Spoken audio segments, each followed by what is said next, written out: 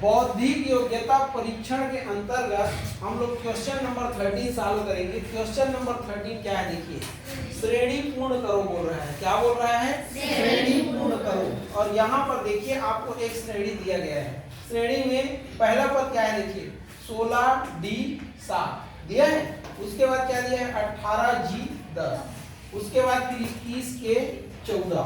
उसके बाद फिर 25B 19। फिर आगे ऐसी क्या आएगा ये आपसे पूछ रहा है क्वेश्चन में। आई बात समझ में?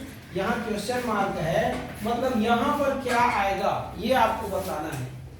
तो क्या आएगा, इसके लिए आपको 4 विकल्प दिया गया है। देखिए, विकल्प ए, विकल्प बी, विकल्प सी और विकल्प डी।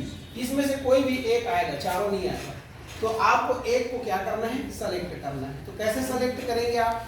तो इसके लिए आपको ध्यान से देखना पड़ेगा इसको, ये किस क्रम में आगे बढ़ रहा है, आगे बढ़ने का इसका क्या नियम है, क्या संबंध है इनमें, या क्या अंतर है, क्या सीक्वेंस है इनके बीच में, ये सब पदों के बीच में ये आपको देखना है। आई बात समझ में कि नहीं आई? तो चलिए हम लोग देखते हैं कैसे आगे बढ़ रहा है और क्या हो रहा है करके। ठीक है, तो यहाँ पर देखिए, इसके पहले को देखिए, पहले नंबर को, पहले नंबर क्या है 16। तो इसके बाद ये आ रहा है, पहला पहला दे रहे हैं ना, फिर इसके बाद ये आ रहा है पहला, फिर इसके बाद ये आ रहा है पहला, फिर इसके बाद यहाँ पर आएगा कि नहीं आएगा, कुछ भी यहाँ पर आएगा कि नहीं आएगा। तो ये कैसे आगे बढ़ रहे इसको देखते हैं। तो शुरुआत कहाँ से हुई है, 16 से। तो चलिए 16 से नंबर लिख लेते हैं। 16, 17, 18, 19, 20, 21, 22, 23, 24, 25, 26, 27, 28 और 29। आई बात समझ में? तो हमारे पास क्या है बताइए, 16।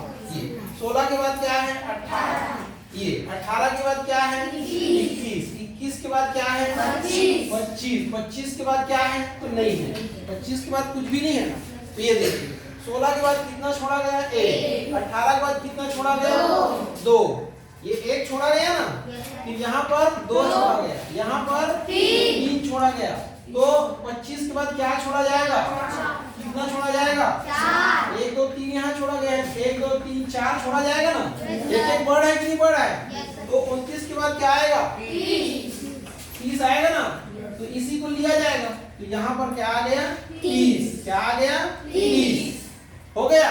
अब देखिए इसको देखिए आप, बीच को। तो बीच में क्या है बताइए, बी के बाद जी, जी के बाद के के बाद पी और पी के बाद कुछ नहीं दिया है। तो यहाँ से लिखना स्टार्ट करो, डी ई एफ, एफ के बाद जी, जी जी के बाद एस के बाद I, A N M N O P Q R, R के बाद एस, एस के बाद टी यू वी डब्ल्यू। आ रहा है कि नहीं आ रहा है? आप देखिए क्या दिया है, डी। डी कहाँ पर है, यहाँ पर। डी के बाद क्या है, जी। तो कितना छोड़ा गया, 2 है ना। इसके बाद जी के बाद क्या है, के के बाद क्या है, पी। और अब देखो इसको, 2 छोड़ा गया, फिर 3 छोड़ा गया, फिर 4 छोड़ा गया। इस बार कितना छोड़ा जाएगा, 5। तो 1 2 3, अब ये 4 और ये 5, तो 5 छोड़ेंगे। उसके बाद कौन आएगा, बी। तो यहाँ पर क्या आ जाएगा, बी। 30 के बाद बी आया ना। उसके बाद फिर ये लास्ट को देखो, लास्ट में कितना है, 7। 7 के बाद 10 के बाद 14, 14 के बाद 19। तो अलग से लिख लो, ये 7 8 9 10 11 12 13 14 15 16 17 18 19 20 21 22 लिख लिए।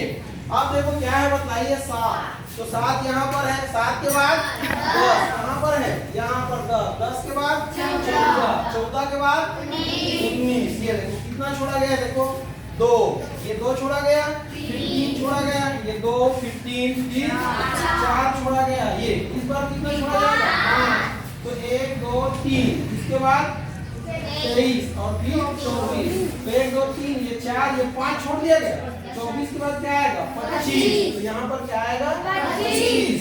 तो 30 भी 25 आया ना। तो 30 भी 25 कौन से विकल्प में है, इस विकल्प में है ना। यही हमारा क्या होगा, करेक्ट आंसर होगा। आया समझ में? ऐसे हमको याद करना करना है। सबको आ गया समझ में? Very good.